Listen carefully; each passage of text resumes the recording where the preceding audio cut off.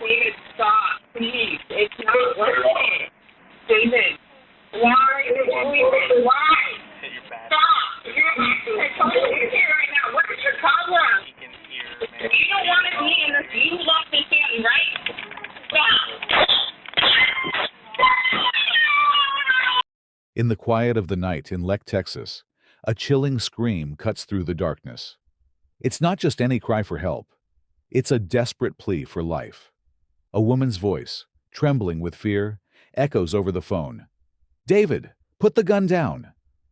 But David Corrillo, driven by rage or jealousy, isn't there to negotiate. He's there to kill. Jennifer Cruz and Albert Bo Martinez, caught in the crosshairs of David's vengeance, never imagined their final moments would be recorded. Their voices the key that would unlock the truth. This isn't just a tale of murder. It's the story of a confession ripped from a killer by the undeniable evidence of a 911 call, leading to the unraveling of David Corrillo's dark secrets. On an ordinary night in April 2015, the unthinkable happened in a quiet Texas home. Jennifer Cruz, a 27-year-old mother, and her new love, Albert Bo Martinez, were enjoying what should have been a peaceful evening. But peace was shattered by the sound of gunfire, leaving them both dead in their bedroom. The scene was eerie. No valuables were taken, suggesting this was no simple burglary. Instead, it was a calculated act of violence, with the home's alarm system mysteriously disarmed. What no one knew then was that Jennifer had managed to make a 911 call, her voice recording the horror of her final moments. That call would soon name a suspect no one expected. David Ricardo Corrillo, the father of Jennifer's children, turning a personal tragedy into a public quest for justice. In the early morning light, police entered a home on 44th Street, expecting to handle a domestic disturbance call. What they found was far beyond their worst expectations. In the master bedroom, they discovered Jennifer Cruz and Albert Bo Martinez, lying motionless, both with fatal gunshot wounds to the head. The air was thick with the scent of blood and panic. The scene was a testament to sudden, violent death. The house betrayed signs of a forced entry. The back door showed clear damage, wood splintered around the lock, suggesting someone had kicked it in. However, the front door's alarm panel blinked with an alarm-canceled message, an odd detail for a break-in. This wasn't the work of a stranger. It was someone who knew how to disarm the security, pointing to a personal motive rather than a random act of violence. No items were missing from the home, no signs of a struggle beyond the bedroom, further confirming that the intruder's intent was murder, not theft. The positioning of the bodies, Jennifer on the bed, Bo near the bathroom, painted a grim picture. It suggested Bo might have been trying to escape when he was shot. The breakthrough came when investigators listened to the 911 call made by Jennifer in her final moments. Her voice, filled with fear, was unmistakable as she pleaded, "David, put the gun down," directly naming her ex-boyfriend, David Ricardo Corrillo. This call was not just a cry for help. It was the key piece of evidence that led police directly to Corrillo. The personal nature of the crime, combined with Jennifer's identification of her killer, set the stage for an interrogation that would peel back layers of deceit to reveal the truth behind this nightmarish crime. David Ricardo Corrillo sat across from detectives, his posture relaxed, feigning a confidence that would soon crumble. He was brought in under the guise of routine questioning, but the detectives knew they were dealing with the killer named in the 911 call. The room was stark, the air tense with the weight of what was to come. Corrillo started with an act of innocence, his voice calm as he shared details of his life, his relationship with Jennifer, the mother of his children. He spoke of their history, his job, his children, trying to paint a picture of a man wronged by circumstance rather than one driven by malice. But his performance was amateurish, his lies transparent.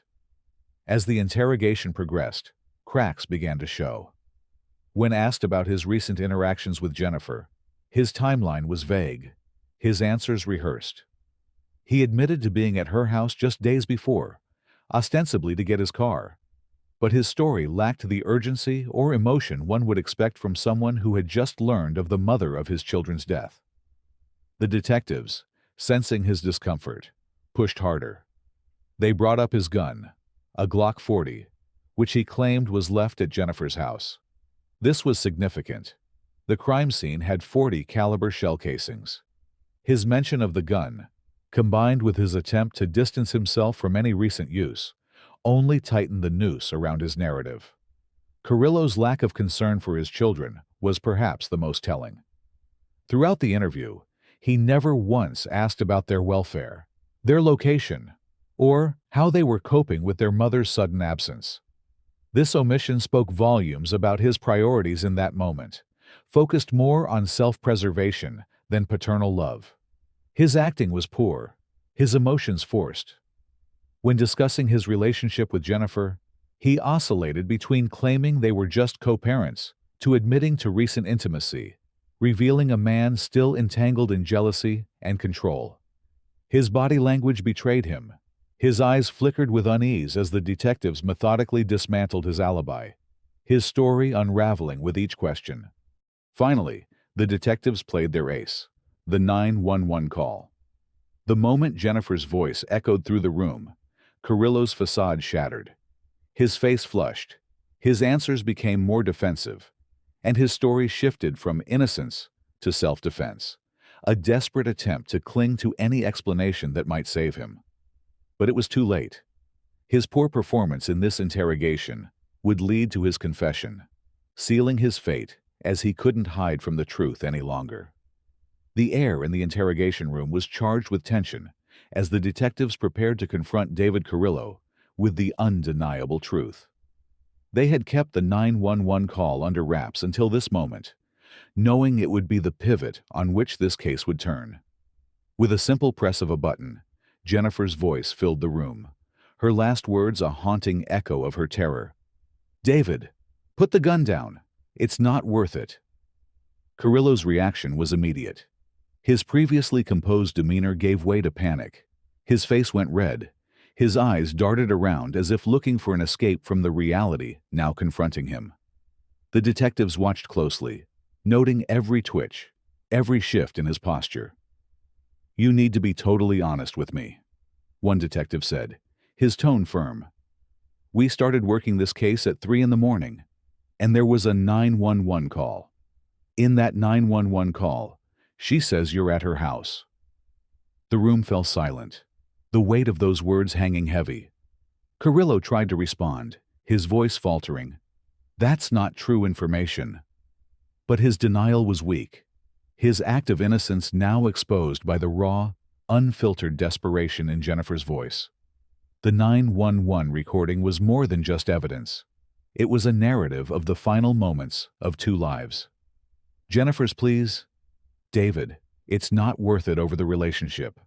You don't want me no more," were not just cries for help, but a testament to the premeditation of the crime. Bo Martinez's voice, also captured, added layers to the tragedy, with his attempts to calm the situation, his last words begging for peace. This wasn't a crime of passion in the heat of the moment. The call revealed a deliberate act. Jennifer's mention of the gun, her specific naming of Corrillo, eliminated any possibility of mistaken identity or misunderstanding. The call underscored the brutality of what had happened. It wasn't just about ending a relationship, but about exerting control, about punishing those who had moved on from him. As the recording played, the detectives noted Corrillo's increasing agitation, his attempt to deflect, to claim self-defense. "He came at me." But the recording told a different story, one of a man with a gun, not under immediate threat, but as the aggressor. His panic was palpable, his story unraveling under the weight of his own voice, caught in the act by the very people he had left for dead. The pressure in the interrogation room reached its zenith as David Corrillo, now visibly shaken by the 911 recording, faced the undeniable truth. The detectives, sensing the moment, pressed harder.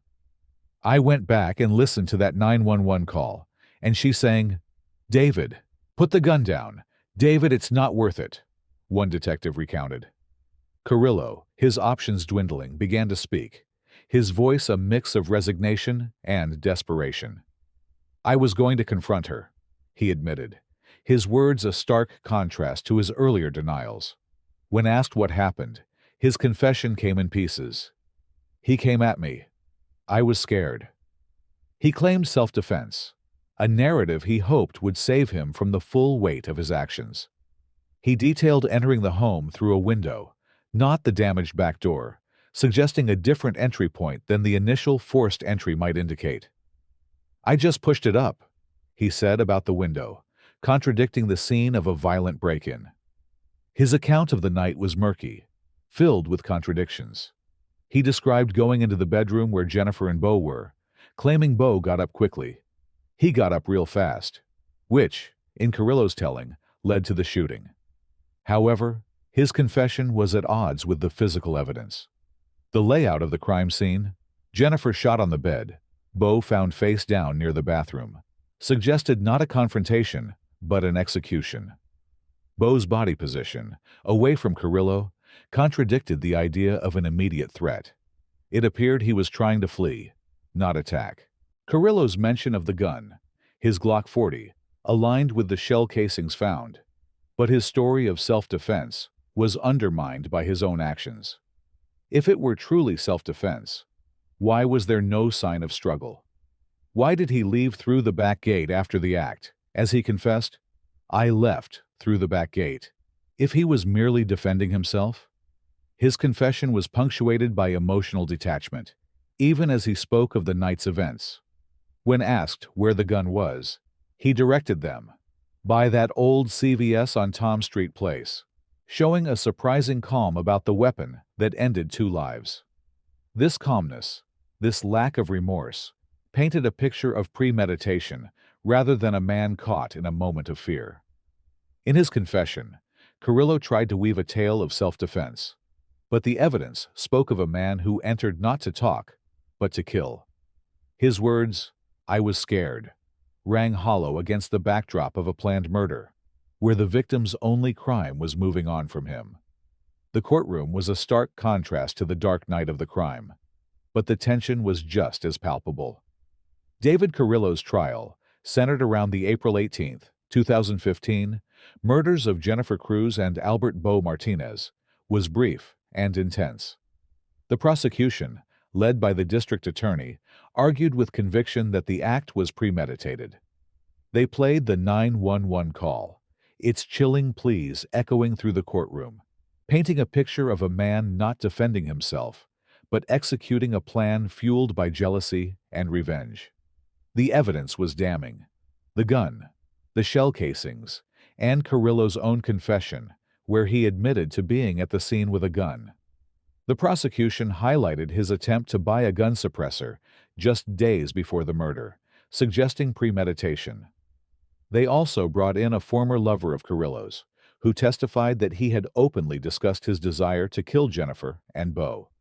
Corrillo's defense, however, clung to the narrative of self-defense. They argued that the scene could be interpreted as him reacting to an immediate threat, suggesting that Beau might have come at him aggressively. But this claim was weak against the backdrop of the physical evidence, the victim's positions indicating flight, not fight, and no signs of a struggle that would support such a scenario. The jury, after only an hour of deliberation, dismissed the self-defense claim. They saw through the facade, understanding the crime for what it was, a calculated act of murder. In a swift verdict, they found David Ricardo Corrillo guilty of the double homicide. The sentencing was swift and severe.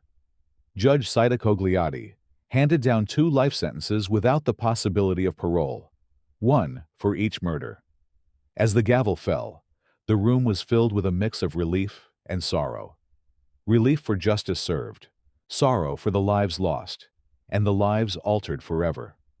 The aftermath was most poignant for Jennifer's children, the innocent lives caught in this web of violence. Their grandmother, Enidelia Cruz, spoke of their loss, how their lives had changed irreversibly. Ever since the murder, Jennifer's children have never been as happy as they were before, she stated, her voice breaking. The children, now without their mother, would grow up with the shadow of this crime over them, a reminder of the night their lives changed forever. The story of David Corrillo, Jennifer Cruz, and Albert Bo Martinez is more than a tale of crime. It's a stark reminder of the human cost of jealousy and control.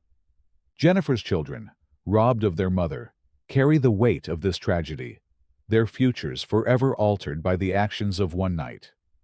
The community of Leck, Texas, mourns not just for those lost, but for the innocence shattered, for the trust broken in the quiet of their town.